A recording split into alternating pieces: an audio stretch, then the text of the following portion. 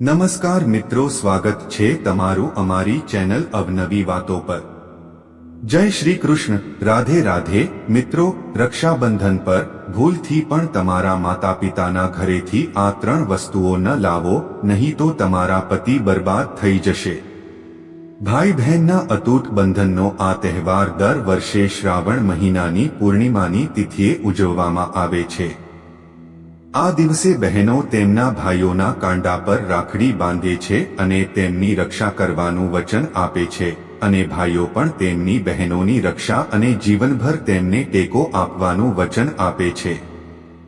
રક્ષાબંધન માત્ર એક તહેવાર નથી, તે ભાઈ બહેન વચ્ચેના સંબંધોને મજબૂત કરવાનો એક સુંદર માર્ગ પણ છે। આ તહેવાર માત્ર ભાઈ બહેન વચ્ચે જ નહીં, પરંતુ સગા સંબંધીઓ, મિત્રો અને સમાજના લોકો વચ્ચે પણ પ્રેમ અને ભાઈચારાનું પ્રતીક છે। આ દિવસે લોકો એકબીજાને રાખડી બાંધીને અને મીઠાઈ ખવડાવીને પોતાની ખુશી વ્યક્ત કરે છે। રક્ષાબંધનનો તહેવાર આપણને શીખવે છે કે આપણે હંમેશા આપણા ભાઈઓ, બહેનો અને પરિવારના સભ્યોની રક્ષા કરવી જોઈએ। રાખડી બાંધવા સાથે જોડાયેલી બીજી એક ખાસ વાત, બહુ ઓછા લોકો જાણે છે કે ભદ્રા કાળમાં રાખડી ન બાંધવી જોઈએ। શાસ્ત્રો અને મુહૂર્ત શાસ્ત્રોમાં ભાદર કાળને અશુભ માનવામાં આવે છે। આવી સ્થિતિમાં મહિલાઓ માટે કેટલીક બાબતોનું ધ્યાન રાખવું જરૂરી છે। અમે તમને જણાવી દઈએ કે કેટલીક એવી વસ્તુઓ છે જે મહિલાઓએ ક્યારેય તેમના સાસરિયાના ઘરેથી લાવવી જોઈએ નહીં। આ વિડીયોમાં હું તમને જણાવીશ કે આ વર્ષે 2024માં રક્ષાબંધનનો તહેવાર ક્યારે મનાવવામાં આવશે, ભદ્રકાળનો સમય કેવો રહેશે અને આ દિવસે કયો યોગ બનશે। આ રક્ષાબંધન પર મહિલાઓએ તેમના મામાના ઘરેથી કઈ વસ્તુઓ રાખવી જોઈએ તે તમારા સાસરિયાના ઘરે ન લાવવી જોઈએ। આ વિડીયોમાં હું તમને રક્ષાબંધન વિશે સંપૂર્ણ માહિતી આપીશ। પરંતુ તે પહેલા, જો તમે પણ ઈચ્છો છો કે લક્ષ્મી માતાની કૃપા તમારા પર બની રહે, તો આ વિડીયોને લાઈક કરો અને ચેનલને સબસ્ક્રાઇબ કરો અને કોમેન્ટ બોક્સમાં ચોક્કસથી જય લક્ષ્મી માતા લખો। ચાલો પહેલા જાણીએ કે આ વર્ષે 2024માં રક્ષાબંધન ક્યારે ઉજવવામાં આવશે, ભદ્રા કાળનો સમય કેવો રહેશે અને રાખડી બાંધવાનો શુભ સમય કયો હશે, અને આ સિવાય આ દિવસે કયો યોગ બનશે। હિન્દુ કેલેન્ડર મુજબ આ વર્ષે સાવન મહિનાની શુક્લ પક્ષની પૂર્ણિમા તિથિ 19 ઓગસ્ટ સોમવારના રોજ સવારે 3:04 કલાકે શરૂ થશે। આજ પૂર્ણિમા તિથિ 19 ઓગસ્ટે રાત્રે 11:55 કલાકે સમાપ્ત થશે। આવી સ્થિતિમાં ઉદ્યતિથિ અનુસાર આ વર્ષે 2024માં રક્ષાબંધનનો પવિત્ર તહેવાર 19 ઓગસ્ટ સોમવારે ઉજવવામાં આવશે। તેમજ આ વર્ષે રક્ષાબંધનના દિવસે ભદ્રાની છાયા સવારે 5:53 કલાકે શરૂ થશે, ત્યારબાદ તે બપોરે 1:32 સુધી ચાલશે। આ ભદ્રાનો વાસ અંડરવર્લ્ડમાં છે। જો કે ઘણા વિદ્વાનો માને છે કે જો ભદ્રાનો વાસ અંડરવર્લ્ડ અથવા સ્વર્ગમાં હોય તો તે પૃથ્વી પર રહેતા લોકો માટે અશુભ નથી માનવામાં આવે છે, પરંતુ ઘણી બધી શુભ વસ્તુઓ છે। તમારા કામમાં પાતાળની ભદ્રાને અવગણશો નહીં। આ ઉપરાંત આ વખતે પંચક પણ રક્ષાબંધનના દિવસે સાંજે ઉજવવામાં આવી રહ્યું છે।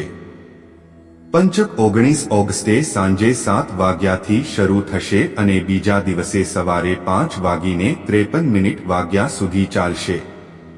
સોમવારે પંચક પડી રહ્યું છે, જે હશે રાજ પંચક। આવી સ્થિતિમાં આ પંચક અશુભ નથી માનવામાં આવતું, તે શુભ છે। આ સિવાય 19 ઓગસ્ટે રાખડી બાંધવાનો શુભ સમય બપોરે 1:30 થી 9:08 સુધીનો છે। રક્ષાબંધન પર ભાઈઓને રાખડી બાંધવા માટે 7 કલાક 38 મિનિટનો સમય મળશે। તેમજ આ વર્ષે 2024માં રક્ષાબંધન પર 3 શુભ યોગ બની રહ્યા છે। આ દિવસે શોભન યોગ દિવસભર ચાલશે, જ્યારે સર્વાર્થ સિદ્ધિ યોગ સવારે 5:53 થી 8:10 સુધી છે, જ્યારે રવિ યોગ સવારે 5:53 થી 8:10 સુધી છે। ચાલો હવે જાણીએ કે રક્ષાબંધન પર મહિલાઓએ તેમના માતાપિતાના ઘરેથી તેમના સાસરિયાના ઘરે કઈ વસ્તુઓ ન લાવવી જોઈએ. કે કાચના વાસણો સુંદર લાગે છે અને કોઈપણને ભેટ આપવા માટે સરસ છે. કાચનો ઉપયોગ વાસણો અથવા સજાવટની વસ્તુઓ તરીકે ઘણો થાય છે. પરંતુ જો તમે તમારી પુત્રીને કોઈ ભેટ આપવા માંગતા હોવ તો તમારે કાચના વાસણોમાંથી બનેલી કોઈ પણ વસ્તુ ક્યારેય ન આપવી જોઈએ. તમારી દીકરીને આવી કોઈ પણ વસ્તુ ગિફ્ટ કરવાથી તેના સંબંધોમાં તિરાડ પડી શકે છે. 2.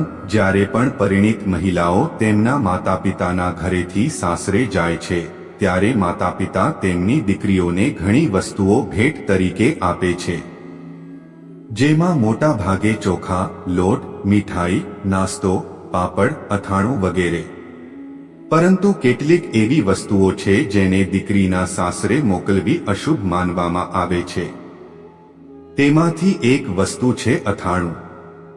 હા, લગભગ તમામ મહિલાઓ પોતાના માતાપિતાના ઘરેથી સાસરિયાના ઘરે અથાણું લઈને જાય છે, પરંતુ આવું ન કરવું જોઈએ કારણ કે તે અશુભ છે. વેદ અને શાસ્ત્રોની માન્યતા અનુસાર દીકરીને ક્યારે કેરી, લીંબુ, મરચું કે કોઈ પણ પ્રકારનું અથાણું ન આપવું જોઈએ. એવું માનવામાં આવે છે કે આમ કરવાથી છોકરીની સાથે સાથે તેના માતાપિતાને ઘણી મુશ્કેલીઓનો સામનો કરવો પડી શકે છે.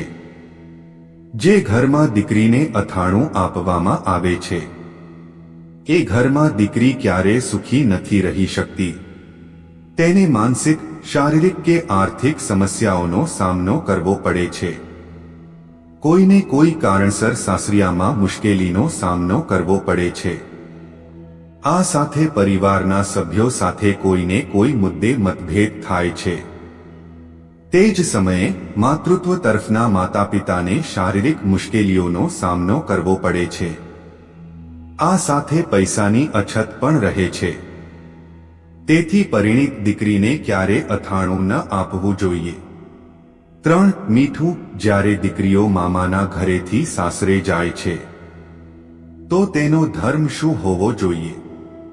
ઘરમાં પ્રવેશ કરતી વખતે બધાને સાથે લઈ જાઓ, શ્રેષ્ઠીઓ સાથે વાત કરો અને તેની સાથે જે પણ સંબંધ જોડાયેલો હોય એ બધા સંબંધોમાં મધુરતા ઉમેરવી.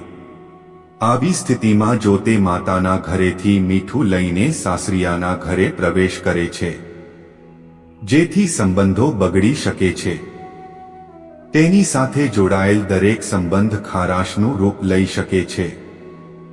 તેથી તમારી પુત્રીઓને વિદાય આપતી વખતે ક્યારે કોઈ મીઠાની વસ્તુ ન આપો.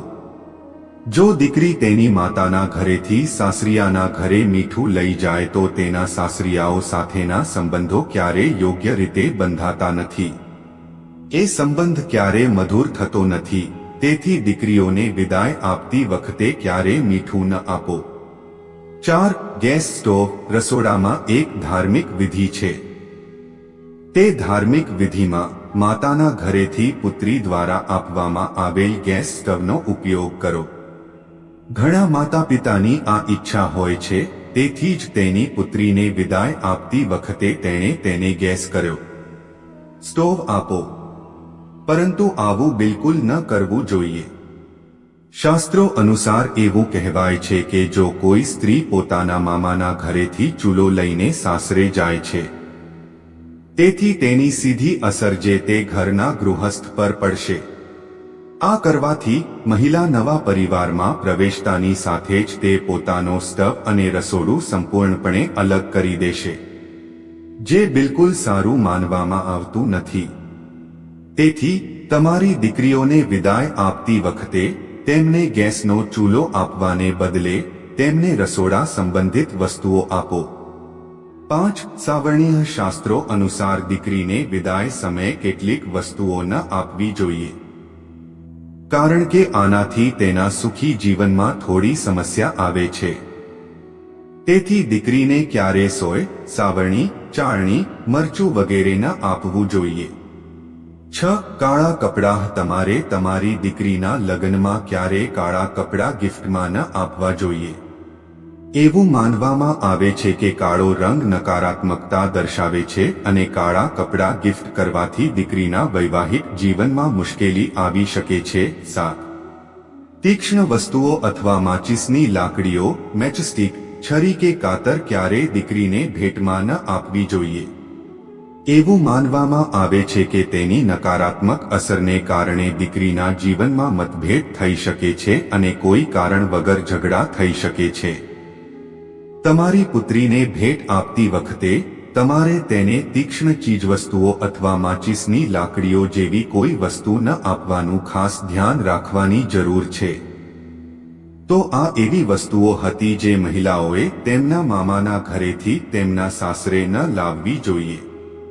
આ તમામ માહિતી જનહિતને ધ્યાનમાં રાખીને આપવામાં આવી રહી છે. તમારી આસ્થા અને આસ્થા પર જ્યોતિષ અને ધર્મના ઉપાયો અને સલાહ અજમાવો. વિડિયોનો હેતુ માત્ર તમને વધુ સારી સલાહ આપવાનો છે. અમે આ સંબંધમાં કોઈ પણ પ્રકારના દાવા કરતા નથી. મિત્રો, જો તમને વિડિયો પસંદ આવ્યો હોય તો લાઈક અને સબસ્ક્રાઇબ કરો. આભાર.